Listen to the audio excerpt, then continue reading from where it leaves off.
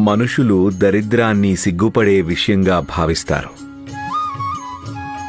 కాని నా దృష్టిలో అది రామయ్య వరప్రసాదం. ఒక అమూల్యమైన వరం. దీన్ని నేను మనస్ఫూర్తిగా గౌరవిస్తాను.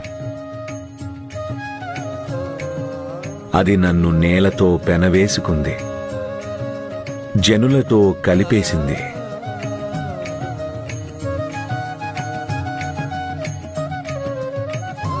అది నాకు ఏదైతే నేర్పిందో అదంతా పుస్తకాల్లో రాసుండదు. జీవిత అనుభవాల నుంచి, రామయ్య భక్తుల సాన్నిధ్యం నుంచి నేర్చుకున్నాను.